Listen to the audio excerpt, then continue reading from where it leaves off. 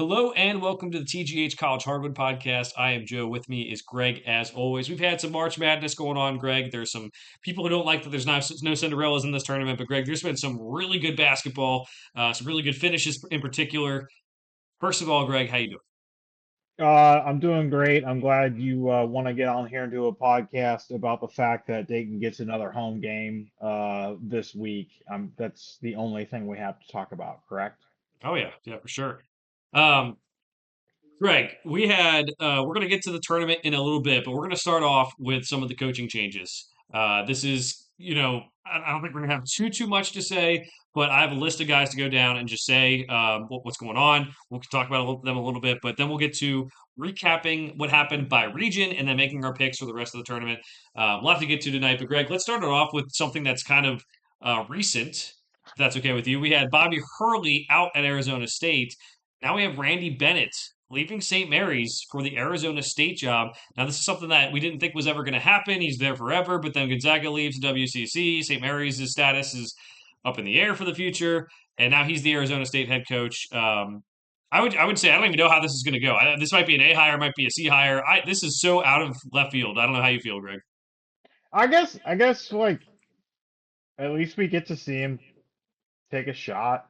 Obviously he knows how to run a program with I don't know if I want to say limited resources, but not as much as some of the big boy heavy hitters have. Arizona State's a big school. I would assume they're going to give him whatever he needs. They're going to have a decent NIL budget. So at least we get to see him take a shot at this, rather than, him spend another 10, 15 years at St. Mary's kind of doing this dance where it's pretty much the same story. Hey, they make it in the tournament, maybe win a game, and that's about it. Um, and I think I texted you when I uh, was kind of seeing this get thrown around. It's like, well, why now? I mean, maybe it's just like he just wants to give it a shot for, the personal thing that I just kind of said. Maybe he just wants to know if, he could um kick it with the big boys because obviously he could stay at St. Mary's forever and, be a legend there.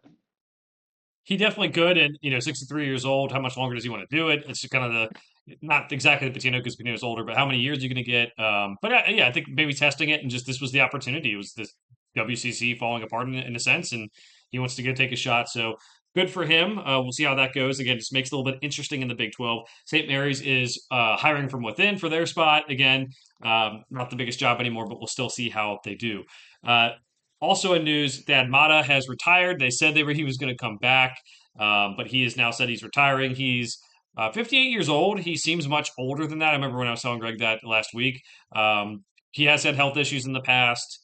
It seems like maybe best for both parties that he just takes a step down. Maybe still is an ambassador for the program. They have not named who their head coach is, Greg, but have to point out that Mata had some really great moments at Xavier, had some really good moments at Ohio State, and even Butler too, first and second time around. So sad to be losing him from the college game for the time being.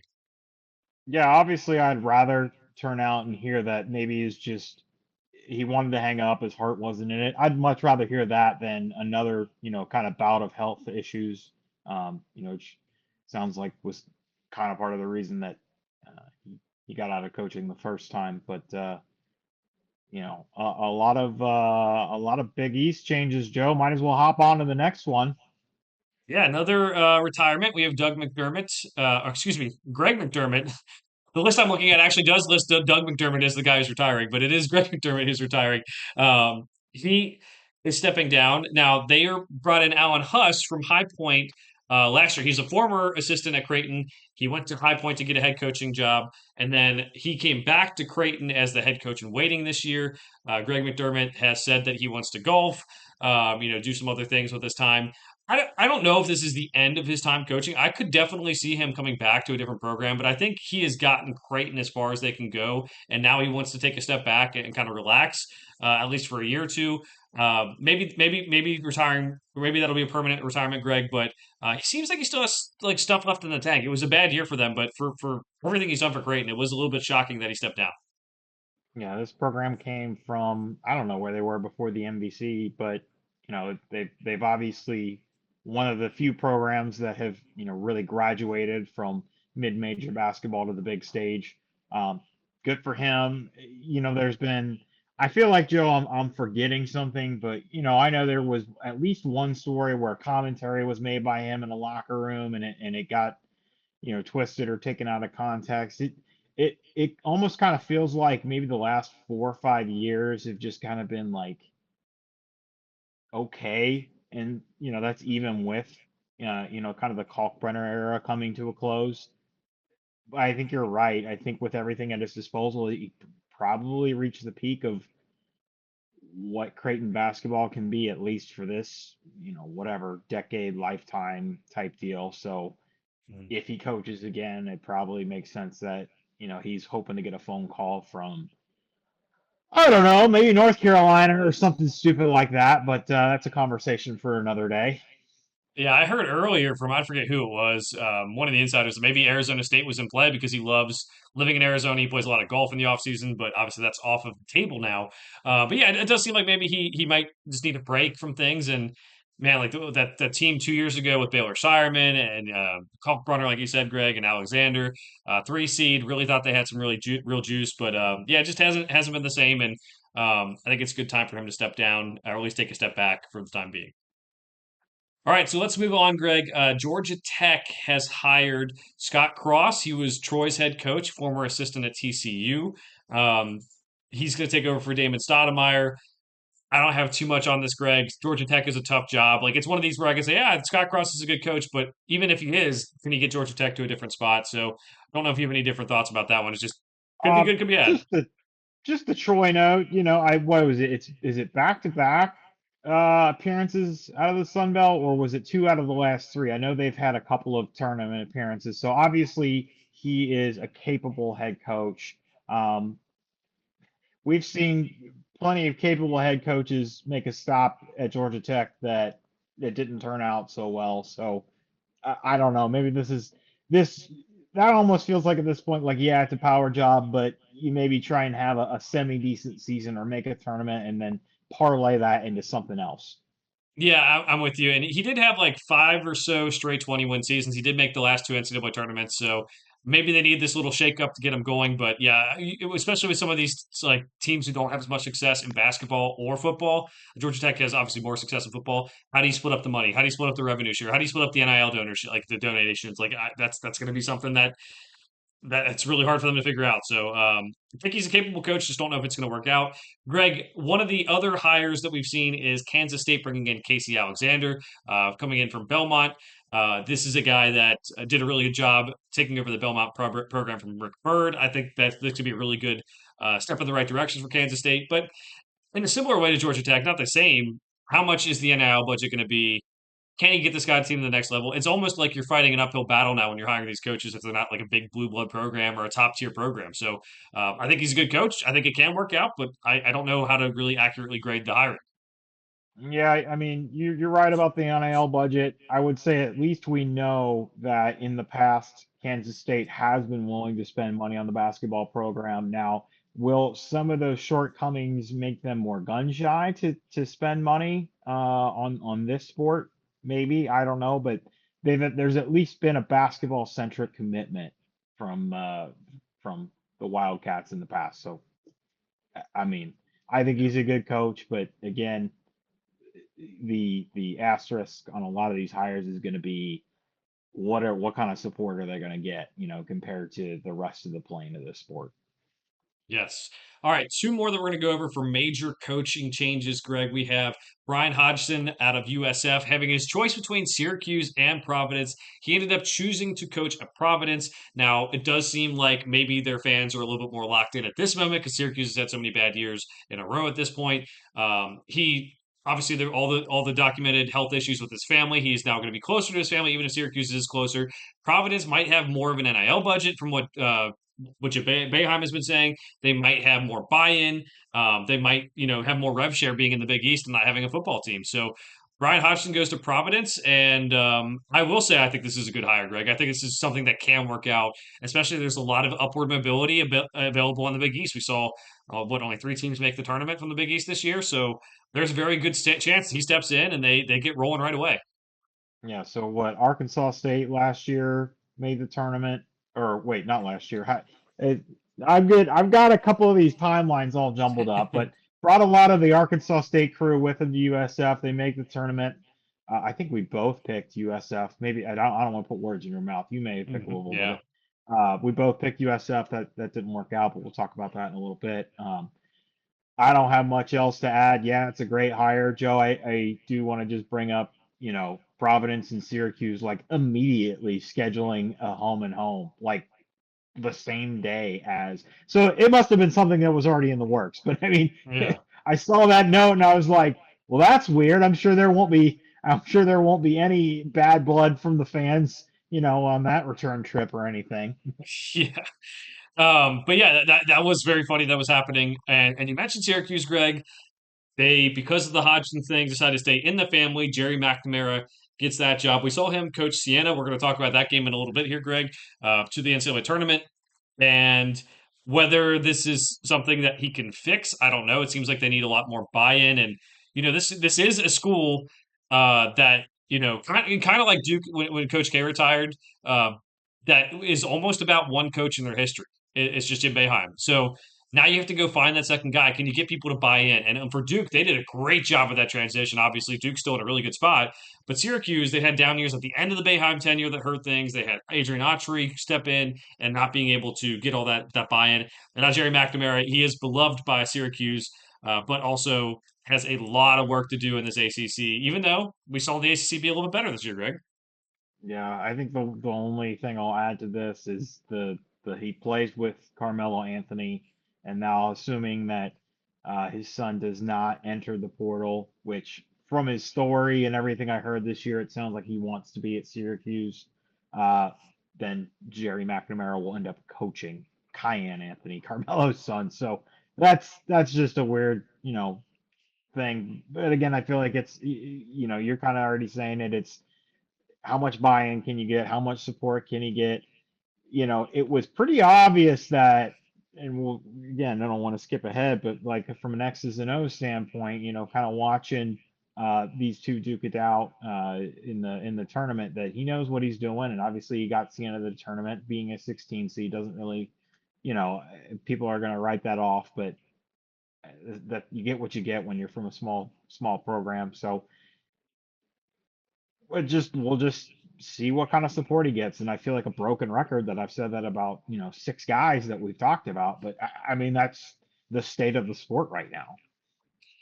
Yeah, and there are coaches who get lesser buy-in, who can do something with it, but then they're going to want more buy-in. And at that point, do you have more buy-in, or do they want to leave? And I think with Jerry McNamara being an alum, that helps. But it is something that is worth taking into consideration. And it doesn't look good if Brian Hodgson takes the Providence job over the Syracuse job. Historically, Syracuse much better than Providence. So Right. that is something that we'll have to see how it goes. Greg, other coaching news, but not official. We don't have to spend too much time on that because it all is just conjecture. Bill Self seems like he's maybe considering retirement, maybe considering coming back. It's been a rough season, ups and downs. He mentioned that.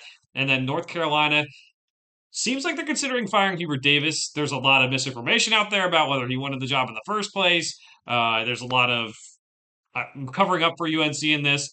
There's no official announcement at this point, um, but that is something that has been going on. So there might be two blue bloods opening up, which creates this huge power vacuum that might even shake things up even further.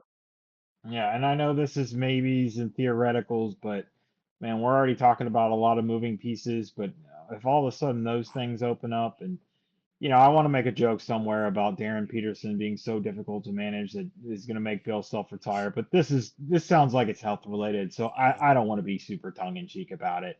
Obviously, Self's a great coach. Multiple national titles, basically ran the Big 12 for a decade and a half. Um, but we're at a point where it's been a lot of early exits.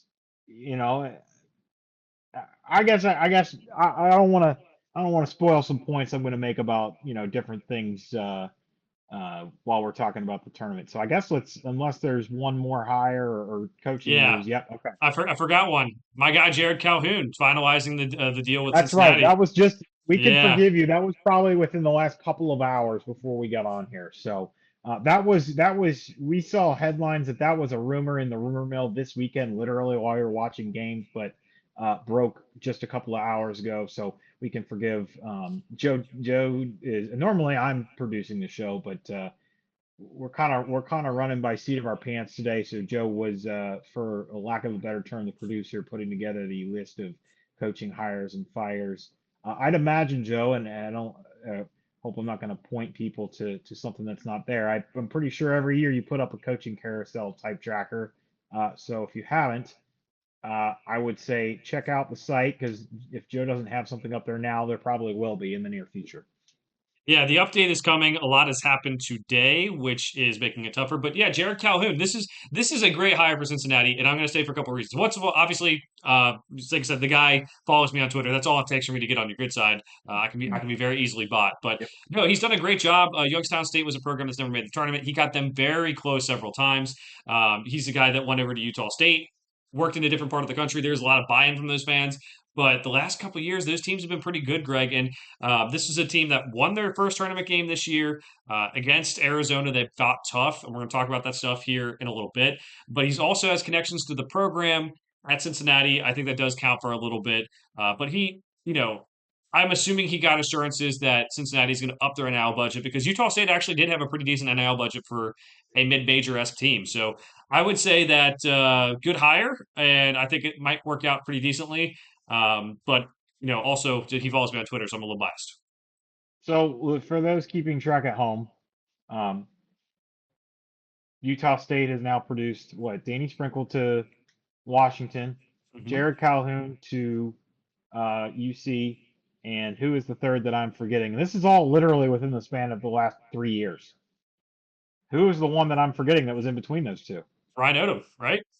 Ryan Odom. Okay, so Yeah. Ryan Odom literally made a pit stop there before coming back to the East Coast in Virginia. I mean, goodness gracious, we got Joe. We have a cradle coaches situation coming around here. If all those guys work out in their high major jobs.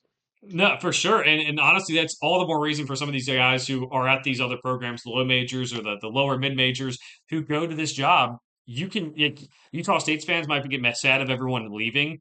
But like they're in a good spot because the program is what's good. It's not just one coach leading them to success. They've had so many coaches come in. It's almost like being a stepping stone. Sometimes people get offended by, but it is really creating this like good program year in and year out because they keep on identifying good coaches and they keep on doing well. And yeah, like it would be really cool for Jared Calhoun to stay. Yeah, I honestly think he may have stayed just like Josh Schertz did at St. Louis. But it's his alma mater calling him at Cincinnati. That makes it a little bit different for them. So I would say that good hire for Cincinnati. I would say Utah State. You'll probably find the next guy just because that's what you do. Yeah, I mean the only thing I would want to add that we didn't already mention, Joe, is Utah State part of the new Pac-12. So I don't want to say the sky's the limit, but I, we can have a deeper discussion off season about whether that for them is a lateral move or if it's somewhat of a vertical move, but they're at least staying in play with some of the bigger parties in the sport. So Yeah, who knows what that program can turn out to be, at least on the basketball side. yeah, definitely. There will be more coaching news. We will get to that next week, including, like I said, some of the blue bloods being up in the air. Everyone needs to make some decisions here somewhat quickly, Greg. The portal isn't open quite as quickly as last year, but it does open on April 7th. So a couple of weeks from now, we have the portal opening, and things are going to get crazy. So All right, so you are ready to talk NIT and Dayton getting another home game to Illinois State winning the other day. You're ready to talk about that, right? yeah, definitely. Yeah, that NIT banner will look really good at Dayton, buddy. All right, so let's get to the tournament, Greg. We're gonna go region by region, and we'll do it the same way we picked our bracket. We'll go from the top to the bottom, and then over to the right and the top to the bottom there. So, Greg, let's start with the East region. We have Duke and St. John's in the Sweet 16 matchup. We're gonna start with Duke and how they got there. Duke beat Siena. Siena got off to a great start, Greg. And then, as you said, Jerry McNamara only played 5 players. He knew he only had 5 players available because of injuries. I still would have thought that maybe throwing a body in there for a couple minutes maybe it would have given them some breathers because they looked like they got out of gas. Duke took over in the second half. They win that one. Ohio State comes back in the second half against TCU, 4 seconds left on the clock, and they get a half court shot, and then he can't get all the way down the floor for a possible game winner that can actually go in. Duke against TCU. It wasn't the most friendly whistle for TCU. Jamie Dixon was very upset, and I think he should have been. But at the end of the day, Duke won, and they should have won, and they got to the Sweet 16. There were some ups and some downs for them. There's still some questions about their injuries. Patrick Gongba did come back in this one. Caleb Foster's still out. There's still some questions about their injuries moving forward, but Duke is in the Sweet 16, Greg. Yeah, so no Gongba and no Foster against Siena, and it was, I believe, a 10-point deficit at halftime, and everybody starts perking up, and I don't want to say Duke came roaring back because it only finishes with a 6-point margin, but they got the job done. Mhm. Um, we're gonna reference, I feel like, this Ohio State TCU end of game, maybe because I know there's at least a couple of times where we referenced end of game situations, and I get it. Mm-hmm. You want to get the ball to Bruce Thornton, but I think it was 4-9. Is that correct, Joe? I It think was four so. something. 4-9, and the best you can get is just past half court. I mean, there are some other teams with half of that time that got better looks. I'm not saying it's a for certain you win the game, but that I don't know if that's on Diebler. I don't know if something went wrong, when they got handed the ball from the ref, but they did not put themselves in a great position to win that game. Um, yeah, Duke kind of runs over TCU, but I mean, there was a point in that game in the mid 40s. The game is tied, and then there's a missed goaltending call, and then the ref compounds it by giving Jamie Dixon a T, and it kind of spiraled from there. But Mm. there was definitely points of that game where I had it on, and it was like, yikes, is this, So I mean, that's just something. Yeah, Duke's in the Sweet 16, but I had them picked to lose in the next round, and even hearing today that there's an outside shot at Caleb Foster maybe playing this weekend, or I'm sorry, not it won't be the weekend. I think they play Thursday or Friday, so whatever, close weekend or close to the weekend. I still like kind of where I know obviously my bracket's still pretty much intact outside of one Elite Eight team. So that means your bracket is pretty much intact since we got together behind the scenes and definitely filled out our brackets together and colluded and whatnot. But uh, so I'm feeling all right about that pick going into next week. Yeah, I had Duke in the Elite Eight and then losing, and I think they could lose either of those games, and it wouldn't be the worst. I don't think it's the worst prediction at this point. I do give them credit because TC, if there's going to be a team that would match up well with Duke, I do think it's TCU. Well, given the injuries, and they're just played so physically. They played so physically against Ohio State, and even to a point, and then things just fell apart with the refs. And I'll give Duke credit for that, but I do think there is a world where they end up losing this weekend. And we've seen one seed lose already, so maybe it's going to be two. And we thought it would be all chalk, but maybe it'll be a little different. So Duke is in the Sweet 16. Let's move on to St. John's, Greg. St. John's beat Northern Iowa in their first round game, and Kansas matched up with them after beating Cal Baptist. I don't have too much about those first round games, Greg's, but this second round game was fantastic for St. John's and Kansas. Started off really ugly for a while. Then Kansas starts coming back. Darren Peterson gets hot, and we get to a point where the game is tied with I don't even know like 15ish seconds, 18 seconds, and then Kansas has plenty of fouls to give. Only I think 2 second half fouls at that point. They start intentionally fouling to get St. John's to kill some clock when they bring the ball up the court. They get the 6 fouls. They call it a stop.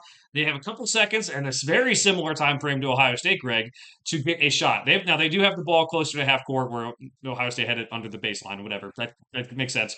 But here's the story. Darling goes over to the huddle and tells Rick Pitino, "Hey, run power." Rick Pitino says, "Okay, run power," and then he starts thinking about it and says, "Hey, actually, he hasn't made a bucket all day. What am I doing?" And Dylan Darling gets the ball. They run power. He gets to the basket and he scores. Now, there's a lot of talk that needs to be made about did Kansas make the right move intentionally fouling all those times? Could they have played more aggressive defense if they didn't? There's so many different questions there, but they call Dylan Darling Bells because he has balls the size of perch bells. and that's what they kept on saying. He hit the shot. It doesn't matter how he did. I do want to say one more thing, Greg, before I pass it over to you. What a good story for a guy we just did not even think would be this big of a deal for St. John's. We thought, Ian Jackson and Sellers and everyone else. Dylan Darling comes in from Idaho, and what a great March moment. That is such a good story for this tournament. Yeah, I don't know that his progression was completely linear. I feel like there were maybe a few times where there were some drawbacks, but for the most part, it was he started at point A and finishes the season at point B. And obviously they're not done playing yet. So uh, really nice given, that arc, considering everything St. John's went through this year, and they seem to be playing some of their best ball of the year. Um, Overall in that pod, yeah, not much to say about them playing Northern Iowa.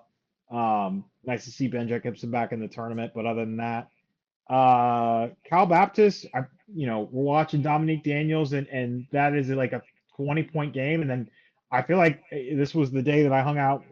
Joe and I were lucky enough to get to hang out and watch games.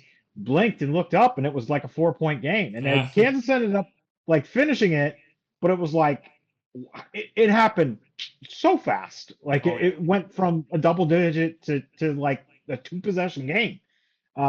Again, ultimately, Kansas gets the job done.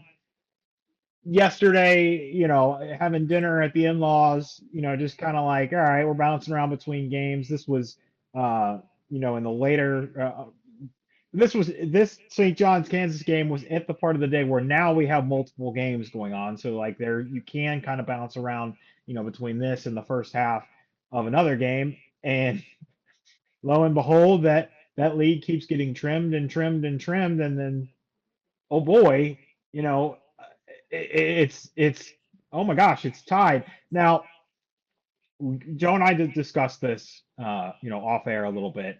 I do think them only having two team fouls, fouling several times, taking 13, I think it was 13 and some change seconds down to 3.9, or it was three something.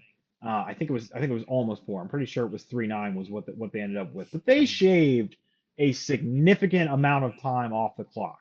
So strategically, good choice. Could have been better. I don't know. And you think about this. If you just go straight for the foul versus tell him to swipe down, tell him to, hey, play really aggressive defense. I'm not talking about trying to jump passing lanes because then you get somebody, but hey, instead of just like putting two hands on somebody's back and getting the intentional foul, tell the ref like, hey, we're not trying to foul. And like, you had, so I think you're right. I think they had two team fouls at that point. You think about it, you had four shots to get the ball. You only had to get it once. Hmm. You just need to get a finger on it in the right way, catch a guy mid crossover. To just go straight to intentionally foul feels like a miss for me, you know, from a coach that obviously knows what he's doing and knows what he's talking about, has, a couple of championship rings, but just outside looking in, I'm like, what? Maybe the game finishes the same way, but there to me is a pretty staunch difference between let's just intentionally foul versus go and swipe for the ball. And I mean, I feel like since I've been playing ball, in grade school, we'd have coaches say, "Hey, we got this many fouls. Be aggressive. Swipe for the ball." Like I just don't know why that isn't employed in this situation. I get wanting to utilize those team fouls. I get that. Um, but I don't know. I think that's a miss. Yeah, I like the strategy, but it should more so be, hey, go for the ball once. If you don't get the ball, then foul him within a second. Like there's room for both. Where, hey, they do this all the time in other games where it's like, hey, we're not going to necessarily try to foul, but if you don't get a steal right away, then you do foul. And it's obviously in a different type of situation where teams are from usually playing from behind and they're trying to get the ball and everything. But could have been useful in this case. Getting the ball back could have been useful, and yeah, just that could be the thing that ends Bill Self's coaching tenure. Again, the health issues. We hope he is doing okay, but it does set up a St. John's and Duke game in the Sweet 16. Greg, let's go to the bottom portion of the East bracket. Louisville beat South Florida in in one of the early games of the tournament. South Florida was down big. They came back and made it a little bit interesting, but Louisville gets the win. Michigan State defeats North Dakota State, sets up a pretty good second round matchup. Now, Michigan State wins 77 to 69. Ryan Conwell was hot for Louisville. It ended up being they just don't, like we said all year long, Greg. They're playing a good, solidly coached Michigan State team. They don't have Michael Brown; he's not in the picture. Ryan Conwell can get hot at times, but the offense is very 3 point dependent, and they don't have the guy who can drive. And I would say, like, props to Ryan Conwell for keeping this somewhat close with the 21 points he had, but this was a bad matchup without Michael Brown. And maybe, again, if people were more honest about their players and being injured and whether they're going to be available, maybe Louisville's not a 6 seed if we know not having Michael Brown. I know this is going to come into play with some other teams too, but it was a close game for a lot of it. But Michigan State was seemingly pretty much in control for most of it. So that's what was frustrating here is if Michael Brown plays, it's probably a better game. Should Louisville been seated lower? Because they didn't have Michael Brown. Could that have created a better first round matchup somewhere? That's kind of my takeaways. I think we all expected Michigan State to win this one because of Michael Brown's health being a question, but that ended up maybe ruining what could have been maybe even in a better game. Yeah, I did not have in my bracket, Louisville even winning the first game. So I kind of expected Michigan State to win once Louisville did advance, just given everything Joe just said. Um, there's a long list of guys that we didn't get to see this year in March that I would have loved to. Michael Brown is on that list that would have made this game a lot more entertaining. We still got, a decent amount out of it, but I don't really have much else to add to this one. Yeah. All right, well, let's keep moving then because we have a lot to get to, Greg. UCLA beats UCF. It was a game that UCLA was in control. Then UCF made some a climb back. They end up closing it out and getting the win. UConn beats Furman. That sets up a game between UCLA and UConn. And Greg, this is a game that we've talked about the hot head coaches. Mick Cronin did get a technical on this one. It was pretty much all controlled by UConn. Again, I don't know how much it says about UConn, and we talked about them in the past about whether they're actually a national title contender good, but I wouldn't use them getting out of the first weekend as the same like thing as them being a title contender, just given how it was. Good for them to get the win over a UCLA team that was hot.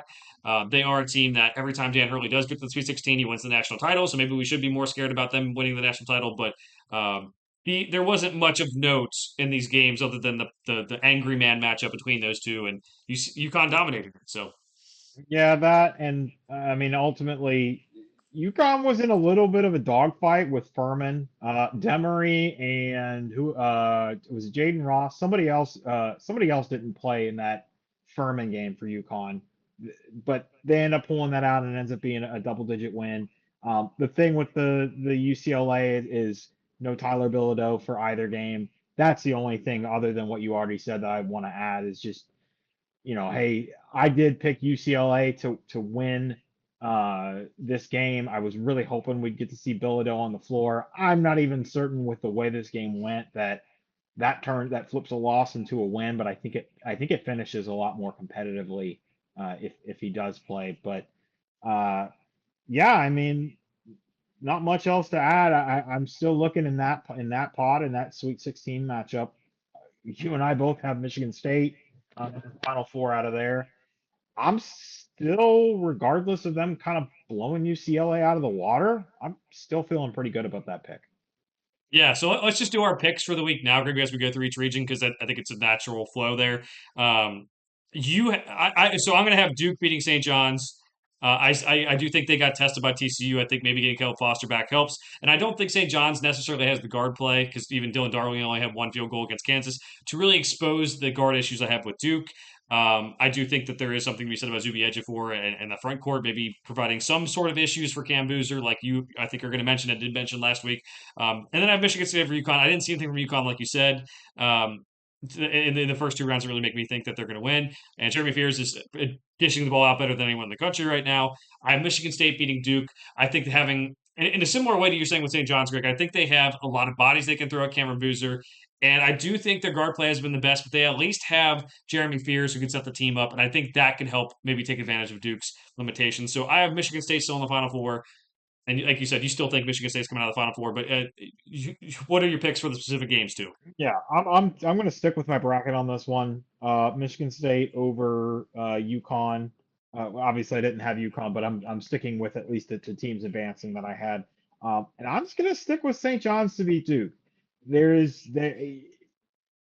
the only reason I'm not, pounding my fists on the table that we need to be picking, we both need to be picking St. John's is just kind of they laid the foot off the gas a little bit. Um, at the end of that Kansas game. But I just there's not a lot that I saw from Duke that gave me a ton of confidence. Um, the obviously in a dogfight with Siena, and for a good chunk of the TCU game, that was a game. They got a nice whistle, so I I just I think I'm just feel like I'm just riding the hot hand at this point, which sometimes works out. Yeah, yeah. Um, like the picks, like that you're sticking with the Greg. Let's move over to the South region now. This is where some fun stuff has really happened.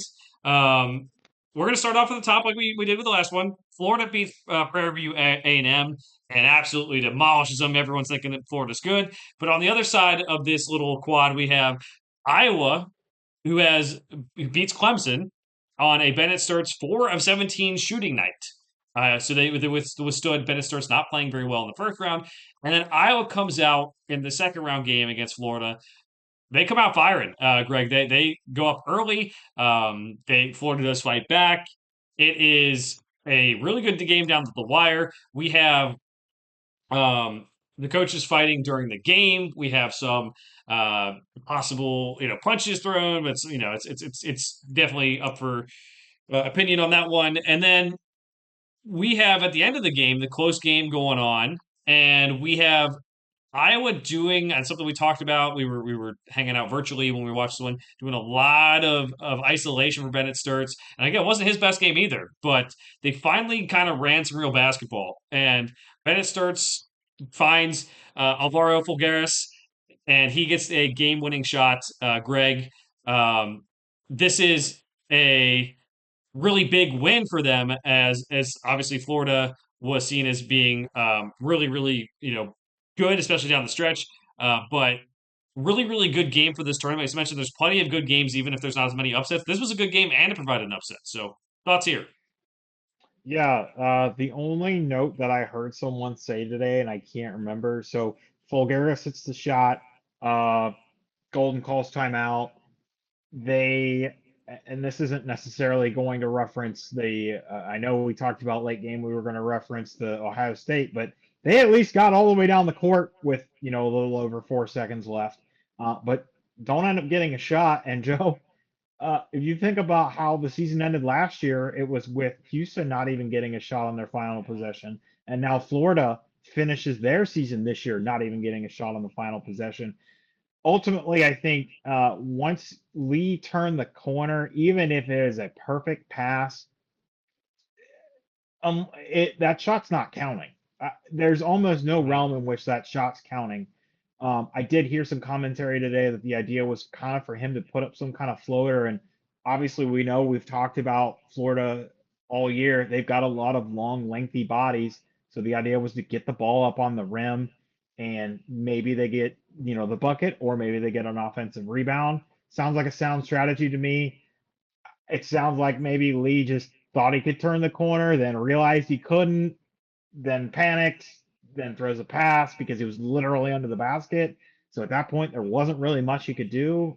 Yeah, I mean, can't imagine that was exactly what Todd Golden wanted. I hot take think he probably wanted a shot on the last play, but ends a run for Florida, and I didn't have them in my Final Four. I know they are somewhat of a popular pick. We had been saying that they've been playing some of their best ball, but I don't think I thought Iowa had a shot at this game, and they were in control, like you said, for a lot of it. Florida comes storming back, and they just got the better of it at the end. This was a coach against coach, X's and O's adjustments type thing, where it was punch and counter punch. So this was a fun game to watch. It, like you said, does provide an upset, but again, I hate to just repeat what you're saying, but it was just a fun game to watch as well. And it almost, for a chunk of it, looked like it wasn't going to be fun. It looked like Iowa was going to kind of run away with it. Yeah.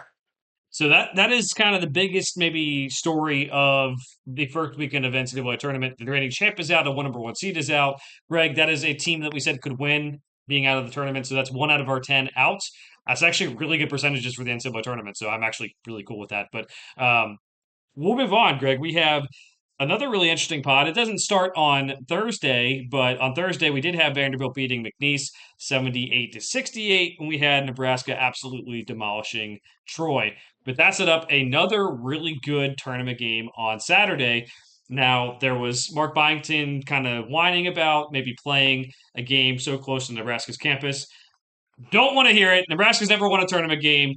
You guys got to play the SEC tournament in Nashville, and Duke and North Carolina get to play the tournament games right down the road all the time. I don't want to hear one word about that, dude. This is stupid. And for that reason, I'm really glad Nebraska won. So let's get into it, Greg. Tyler Tanner had an incredible game, 27 points and 4 steals. Now, Nebraska hits a shot to go up late, and Tyler Tanner takes a long shot, three-quarter short court shot, and it banks in more so than the Gordon Hayward shot banks in. It was like down and it bounces out. It was so good down the stretch. There's so many good moments you could reference here, Greg. But that is, I think, I don't even know where we could go other than starting with that. Nebraska got the win. They were so close to losing in front of such a packed house for them. But it almost was the greatest shot in like NCAA tournament, like lore. Again, the Chris Jenkins wins the tournament, but like a banked in shot from that far out in the second round is something you just don't see. So that was it came into a game where it was just so much fun to watch. The shot making was great down the stretch, and oh my god, so much fun. I just feel like we're living in a different universe because like these two teams are traditionally non-basketball power schools. They were both two of like the five remaining undefeated teams, beyond 15 and 0. Nebraska's never won a tournament game. Now they win this and they're uh making the first Sweet 16 in school history. This Vanderbilt team, I've been saying it all year, was a lot of fun to watch. Tyler Nickel had some really clutch shots, some deep triples in this game that kept Vanderbilt alive. Uh, oh, by the way, in something that meets the narrative of this year, Brennan Frater gets the bucket. Freshman gets the Hmm. bucket to win the game because, why not? He's, I think, dealt with some health issues and, was able to get back on the floor for this game. But of course, a freshman has a huge impact, on a game like this because, that's the theme of the year. Um, Watching that shot from Tyler Tanner, I mean, here's the thing. You say what you want. This team is not where it is without him. There's obviously a lot of good pieces on this team. You would have loved that shot to go in for him. It would be awesome. It's still going to be replayed. It's probably going to, unfortunately for him, be the only thing for him that ends up in one shining moment. But that's the way it is sometimes. Sometimes, you mentioned it with the Gordon Hayward shot. Sometimes the shots that miss are the ones that get replayed over and over and over again. But the misses get replayed less than the makes. So when you have a miss that's iconic, you darn near had one of the most impactful moments in tournament history. As far as Nebraska, I think we sold on this team. I still think there's a ceiling to this team. It's probably, I guess we can jump to picks Well, hold, because now we have. Did we pick both pods in this? no, No, we didn't. we haven't recapped it. Okay, Yeah, all right. Yeah. All right. Never mind. Not jump to I'll, pick. All right, so let's go to the bottom half of this bracket, Greg. we had VCU beating North Carolina.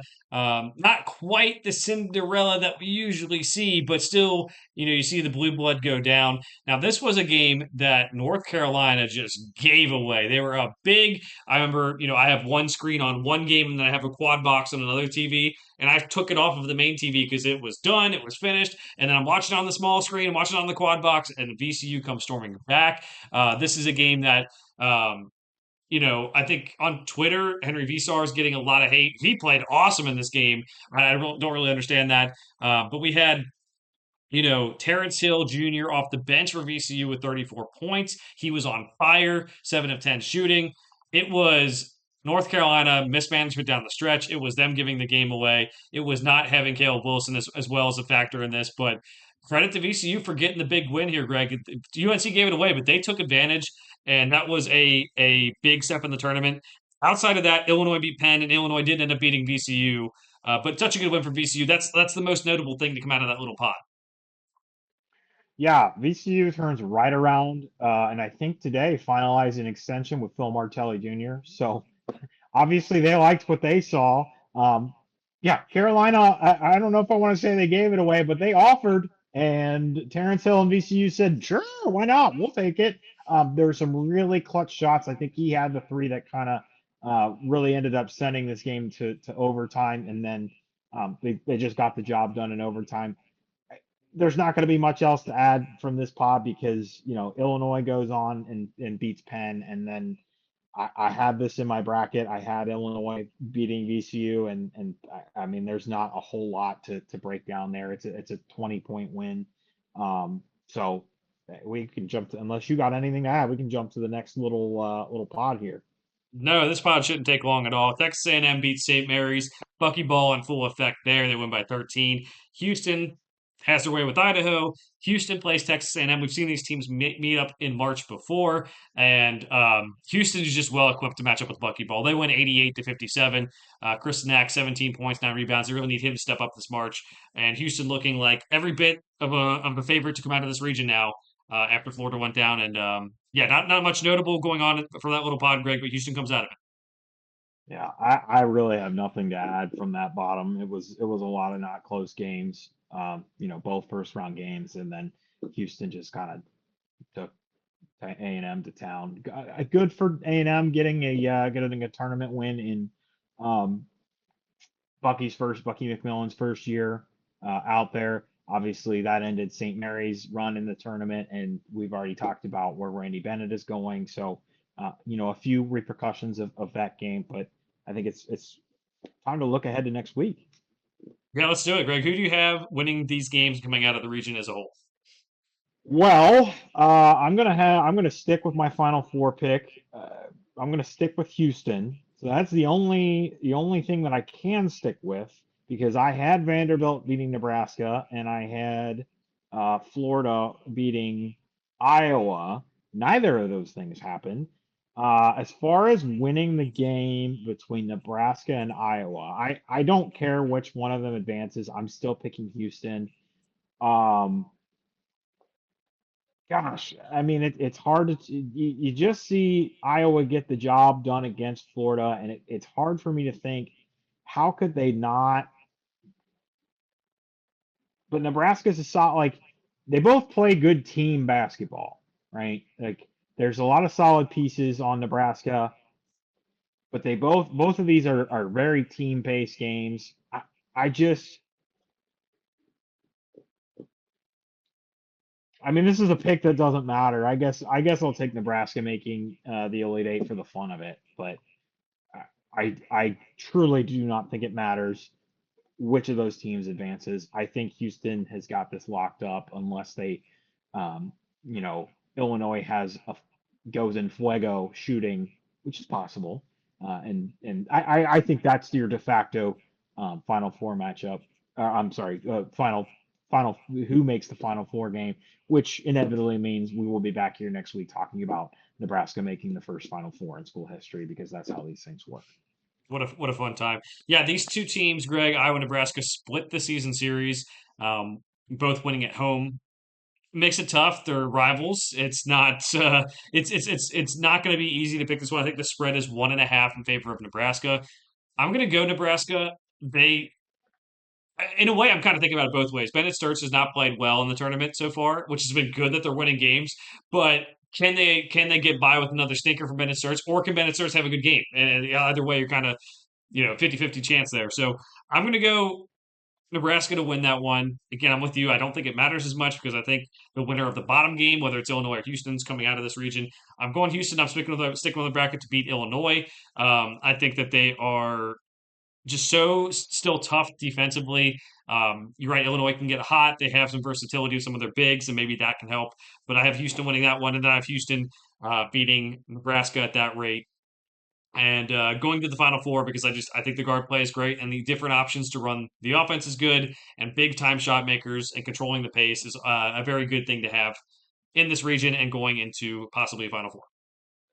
All right, so we both have Michigan State and Houston still coming out of our bracket on the left side. Greg, let's go over to the right side and recap the action here. We've been talking for 50 minutes. So I'll try to go as fast as possible. Greg, Arizona beats LIU. Fins up, unfortunately done. Utah State beats Villanova. It was a game that was good. It wasn't like the close. It was kind of close. It wasn't like the most iconic game. And then Arizona beats Utah State. Utah State ends up making it somewhat close at different points, but Arizona just had too much talent throughout. Yeah, not much to add. I don't know that Kevin Willard firing his staff at halftime was the best choice. That may have ultimately led to their loss. I don't know, Joe. Like, even if it's a joke, the delivery on it was terrible. I don't know that that's something I would want to have on tape, like, especially in a game that was very much in the balance. Mhm. Like, like, I, I don't know. That was a weird one to me. And we're talking about a guy that we're literally just coming off of didn't handle a certain situation right with leaving a previous school. So goodness only knows what's going to happen there.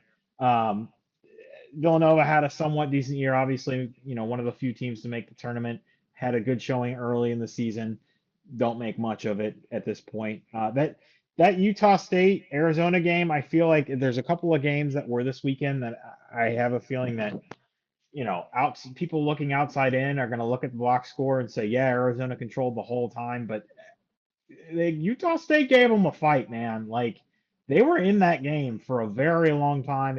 And Zona just kind of ekes it out in the end, I guess, as would be expected. But that Jared Calhoun team was good. They have some good pieces, some good players. Mason Falslev is going to be missed. I don't know if MJ Collins is graduating, but there's some good pieces to that team, and they 29-7 record on the year. They had a good showing. Um, nothing to hang their heads at. Definitely not. So, what we expected came out of the region there, Greg, with Arizona. Let's go to a more shocking upset. We had High Point beating Wisconsin. Now, Chase Johnston was big for them. He had a big three from the logo, and then he has the game winning, I guess, the go ahead bucket for High Point on his first 2 point field goal of the year, Greg. It was a game that pretty back and forth for a lot of it. Chase Johnston gets a lot of the love for the deep three and the 2 point field goal, the layup, the breakaway layup. But Rob Martin was incredible, 23 points and 10 assists in this one. This is a guy who really I think proved himself on the stage. So High Point beats Wisconsin, Arkansas beats Hawaii. Um, Hawaii's no help, no switch defense, whatever you want to call it, is not no match for Arkansas's offense.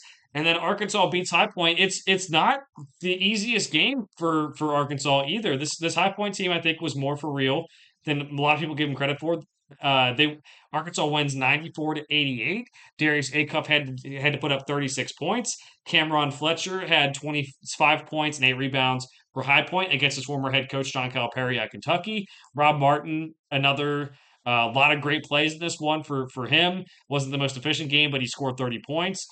High Point, I think if they had a different matchup with some of these other 5 and 4 seeds, they may have done the same thing, Greg. They may have gone maybe they would have gone to 3-16 if they would have matched up with, I don't know, someone someone like Texas Tech who has the injury to JT Top. Maybe they'd be in the Sweet 16 right now. I don't know.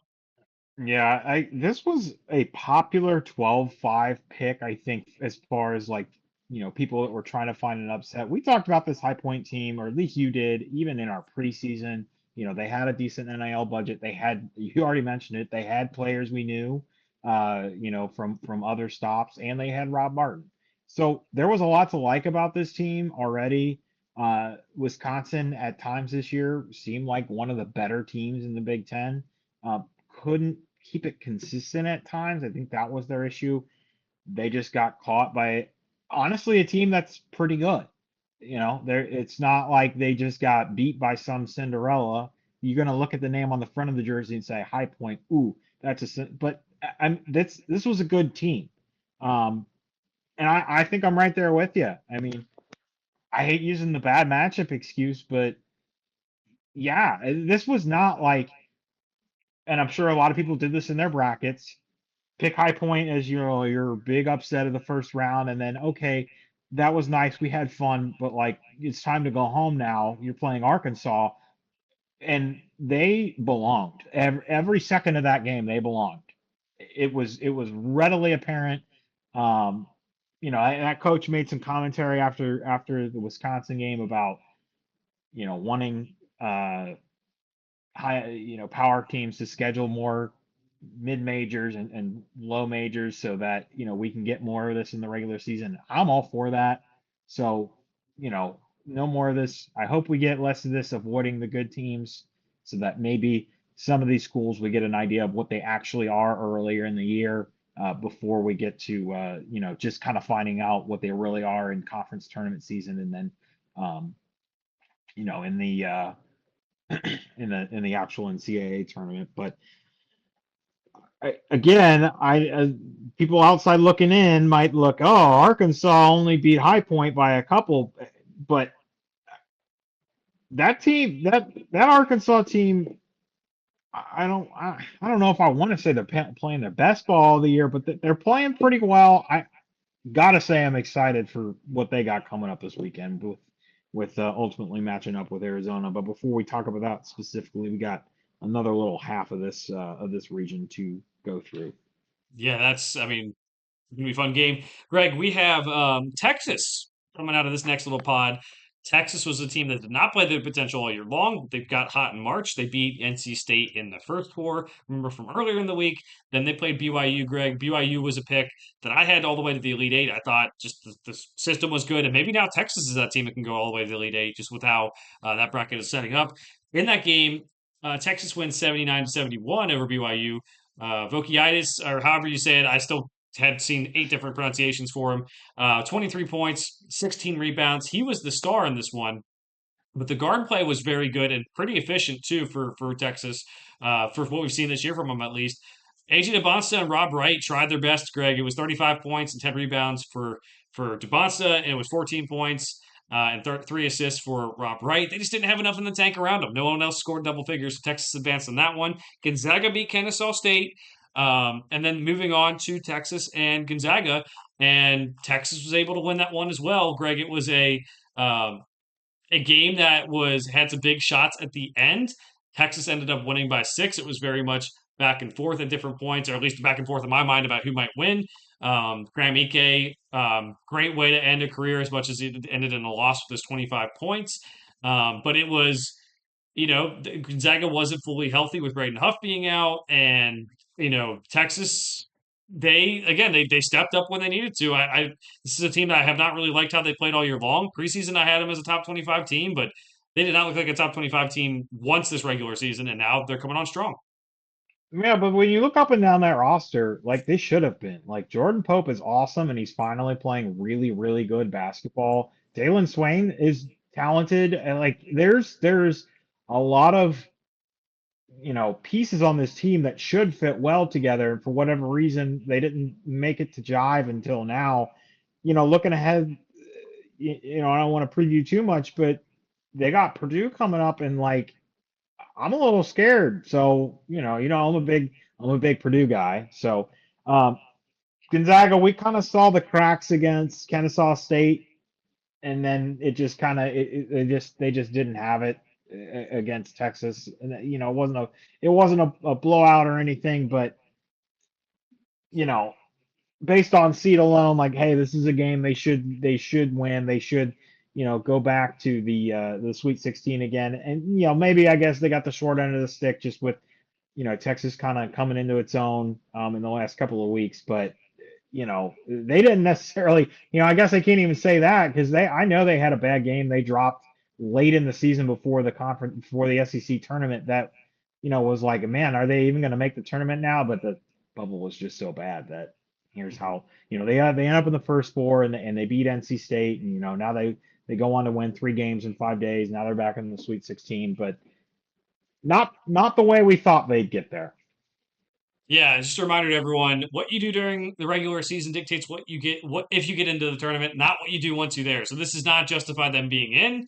I would say that most people had them in the tournament, but yeah, this is like a team that if they really wanted to put their stamp on being in the tournament, they should have taken care of business, Greg, because they have so many good players, and even Tremont Mark has March experience. Never, such a frustrating team. If you're a Texas fan, I'm sure you're happy now, but you're like, we should be like possibly a top 5 seed in this tournament. I don't think that's what's what the talent says. So glad they figured it out finally for their fans.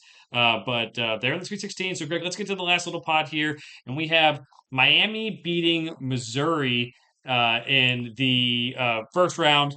Miami then goes on to play Purdue. Purdue had beaten Queens in their first round matchup. Greg, this is a Purdue Miami game that I think was not like the most like I felt like I really good about Purdue winning this one. There was different points where Miami had some big plays. Purdue ends up winning 79-69. Fletcher Lawyer is the star first weekend for Purdue, 24 points in that last game. It was a good fight by Miami. They were up at the half, but things just went sideways in the second half. And, Purdue's figuring it out. Yeah, it might be a little bit easier of a run for them to maybe make the Elite Eight, but they're getting the job done and they have that experience, Greg.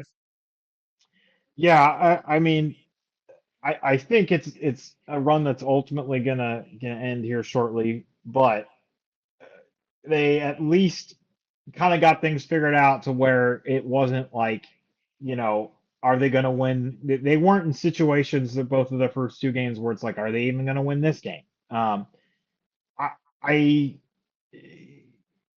the Texas scares me a little just with them kind of figuring things out. But if you want to jump into picks, man, like Yeah, go ahead.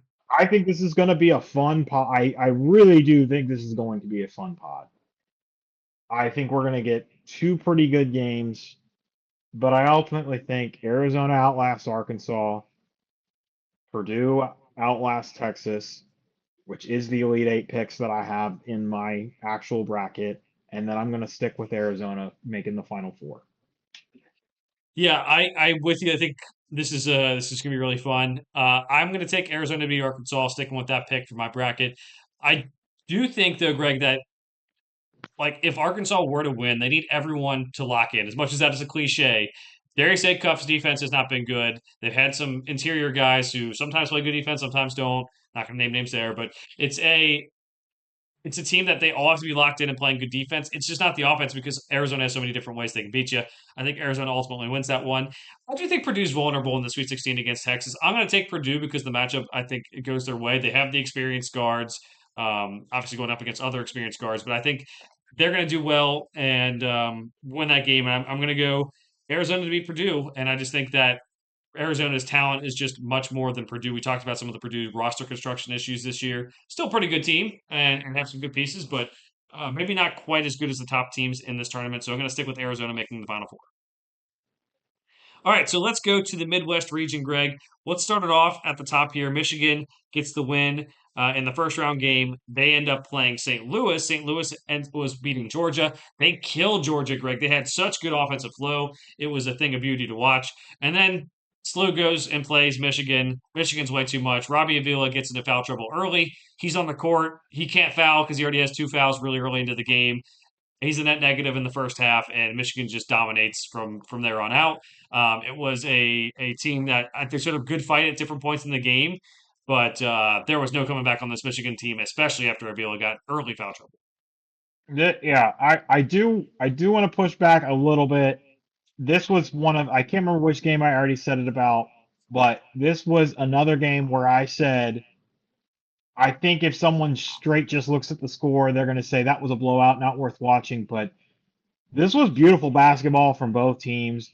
But you're absolutely right. Michigan was too much.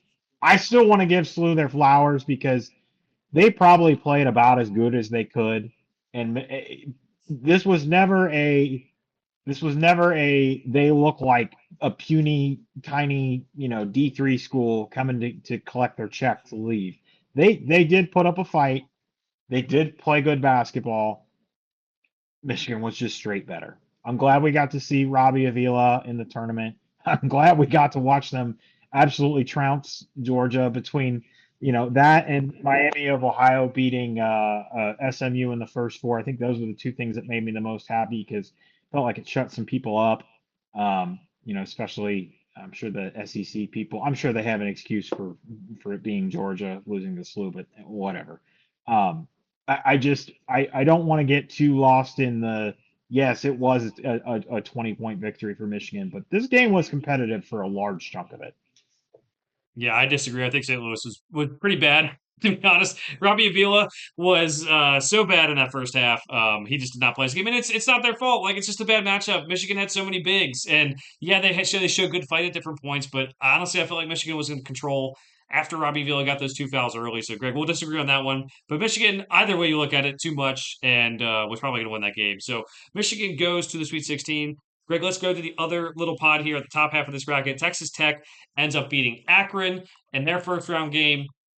And then Alabama beats Hofstra. Hofstra was up pretty early, Greg, and even to a decent portion of the game. Bama ends up winning this one. Again, both these teams are without key players. They play on Sunday, Greg, and Alabama just has no issues whatsoever.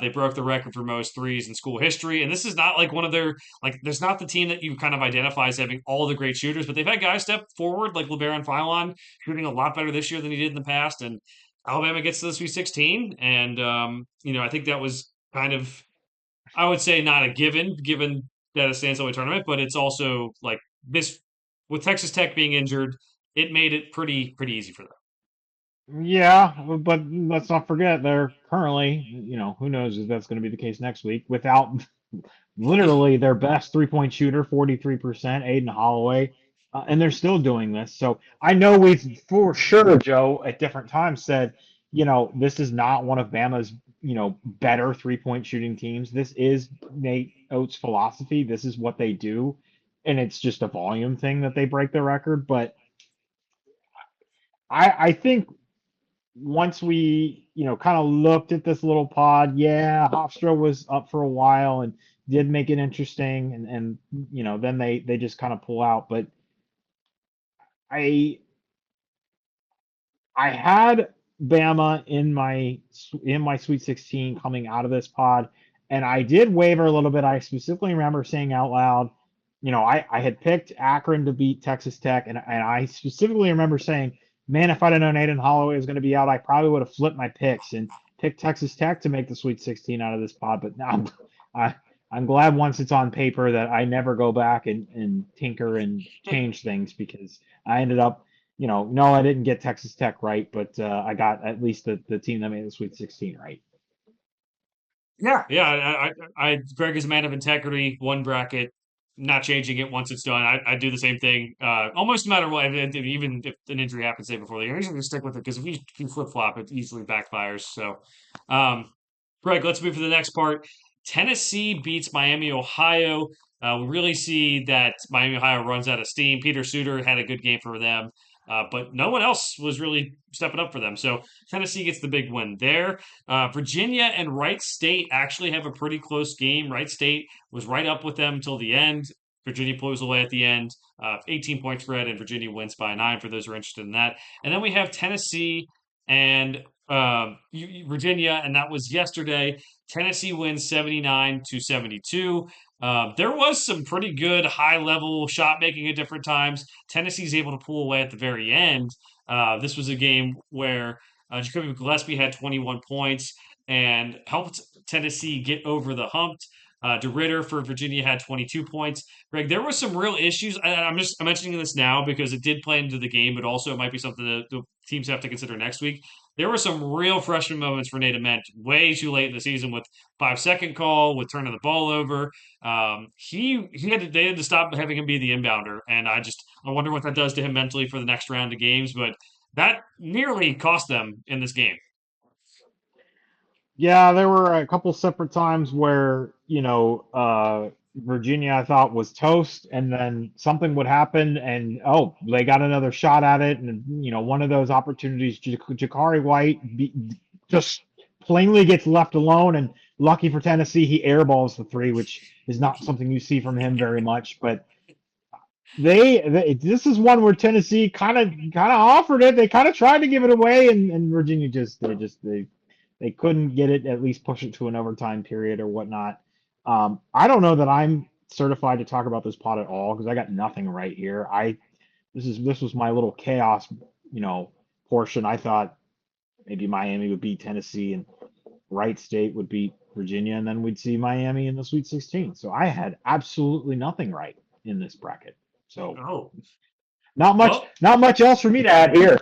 oh boy. And Craig, I will say for Virginia, I'm interested to see what they do next season. I know we haven't done like a like in remembrance part for certain teams, but they have a lot of seniors. So good first year for Ryan Odom, but also a lot of changes coming. So it could be wild, wild west again this offseason as we always expect it to be. But good team. It's just a tough matchup in the second round. Greg, the last little pod here, we have Kentucky and Santa Clara.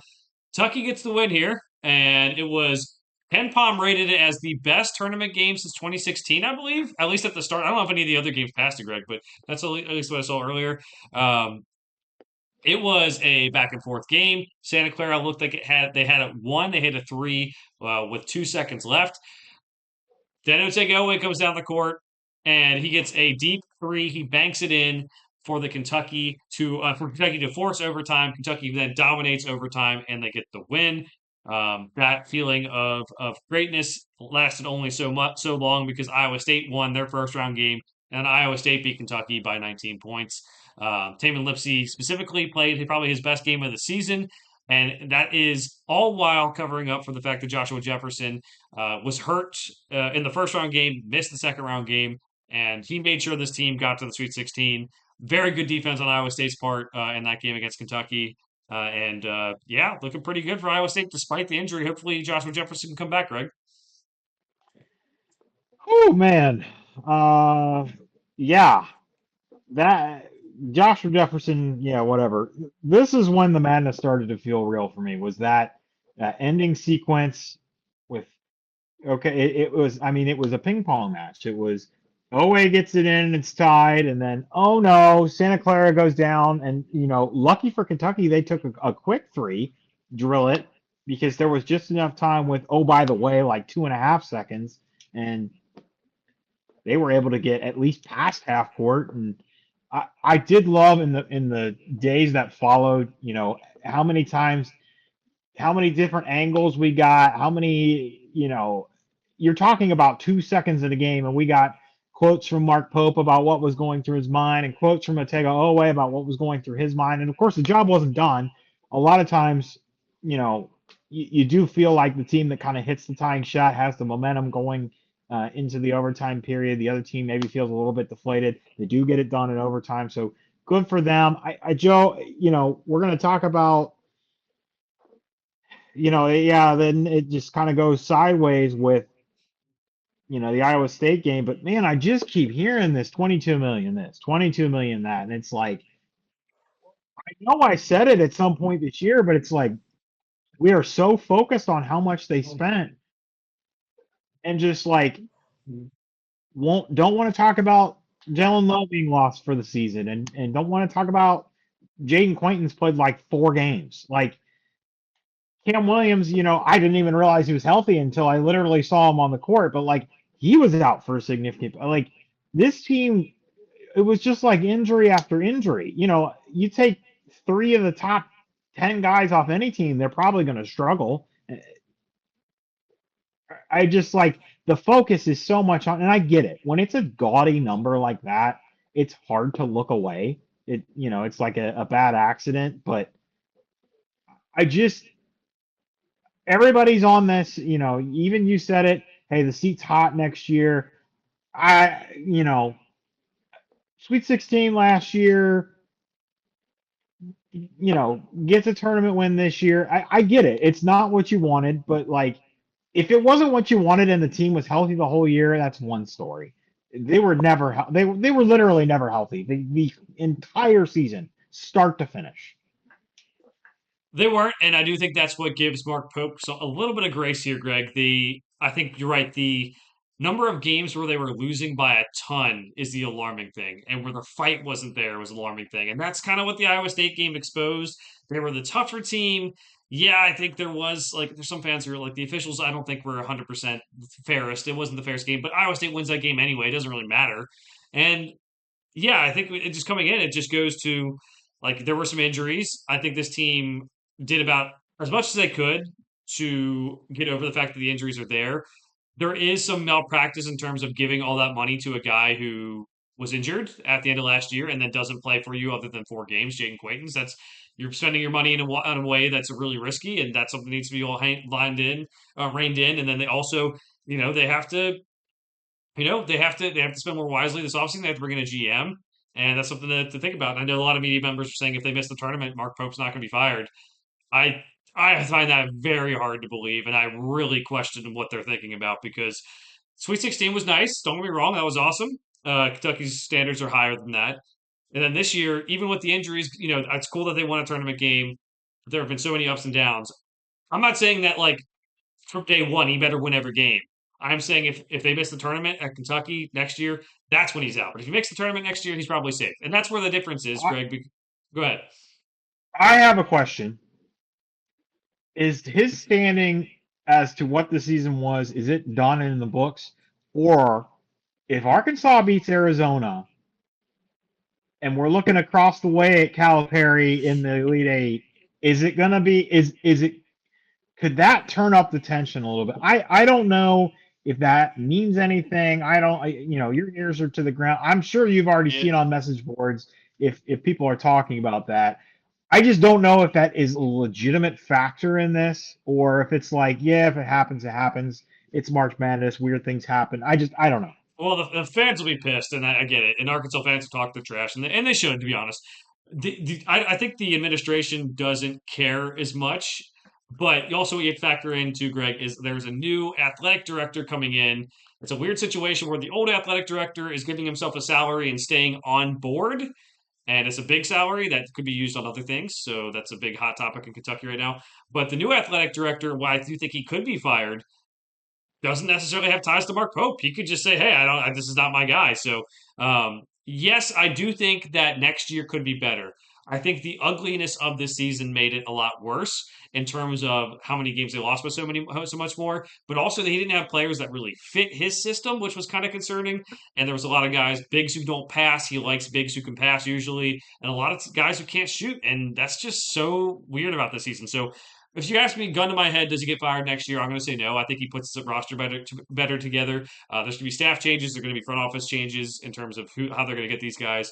But yeah, I don't think they're going to look across the way against at Arkansas. And like, I think if people are dialed in, they'll know like, hey, John Calipari still is very much about how good his point guard is. You see, the long runs are either Anthony Davis or they have great guard play. And the last couple of years at Kentucky, he had point guards like Severe Wheeler. He had guys that were just not the greatest. Or even like DJ Wagner, who's just not the top tier guy we thought he was going to be. Now he has Darius A. Like last year, Boogie Flan was fine. They were a 10 seed. They went on a run. That's great. This year they have Darius Acuff. That's why they're such a good team. He is awesome. He's possibly a first overall pick. And next year they have another guy coming in. They might be the same way. But if it gets to the same point at Kentucky where he doesn't have that point guard, Greg, I is he going to go back to being the same old Cal? That's the thing. So something to watch out for. I'm with you. I think it's worth noting that Kentucky fans will be mad if Arkansas wins. But yeah, Iowa State comes out of the region though, and it's a very very good team there. Greg, what are your picks for the region? Yeah, I'll stick with what I got in my bracket. Michigan's too much for Bama. Obviously, that scares me a little bit with them. If they just keep shooting the way they do, maybe it'll be too much. We'll see. But I'm that doesn't scare me as much as like Texas possibly beating Purdue. Iowa State, I'm fairly confident they've got enough and they're gonna get the job done against Tennessee. Obviously, the Joshua Jefferson piece is a big question. Um, we know that it's kind of only a couple of guys running the show at Tennessee, and Iowa State plays some pretty darn good team defense. Um, I still think even if he's not healthy, they get the job done. Yeah, So I'm sorry, that leaves me with Michigan, Iowa State, and then I'm going to uh, keep my Final Four pick. I'm going to stick Michigan in the Final Four. Kind of continuing the arc that we've thought they were going to be on all season. yeah, I'm going Michigan over Bama as well, Greg. I think Bama's going to run into something that's just too much for them, and the versatility Michigan has with all their big guys being able to do so many different things for them is just so impressive. Iowa State, I think, is going to be Tennessee even without Joshua Jefferson. There has not been really a good update on whether he would play. I would assume he's going to be out at least for that game. But Iowa State, I think, still has enough to win without him. And then I'm going to go to Michigan to beat Iowa State. Had Michigan in my bracket, Greg. Like you said, we have the same Final Four, so I'm going to stick with it. But if Jefferson was healthy, I do think that there is a chance that maybe they could pick off Michigan. I just if he's not healthy, I think it becomes such a bigger uphill battle, and that's what makes it tough. So Michigan for us, Greg. So our Final Four is still Michigan State. It is still Houston. It is still Arizona, and it is still Michigan. Still all of our Final Four teams left. That's not something everyone can say, especially with that Florida loss. Any final thoughts before we sign off, Greg? I think we got a lot of what we thought we would. Maybe a bit of a snooze fest, especially on day two of the first round, followed by a lot of high intensity games in the second round. Um, and I think the Sweet 16 we're in for one of the better Sweet 16s that we've ever had. You're right. Mentioned that East region. We have Duke versus Patino and St. John's, Michigan State versus UConn. We have some cool stories. The rivalry of Iowa, Nebraska, Illinois, Houston, two really good teams we think that are on our teams who can win it. And that West region you already mentioned, Greg, with the Texas Purdue matchup, the Zona, Arkansas. I mean, Midwest region, maybe not as much as the other ones with the matchups, at least to start, and then the injury to Joshua Jefferson. But this is going to be a fantastic Sweet 16, Elite Eight, Final Four, National Championship. It is my turn to remind everyone to like and subscribe to the Game House YouTube channel so you can see us on video. Also, like and subscribe wherever you get your podcast. It helps us out as we go along here. For now, thanks for watching. We'll see you guys next time.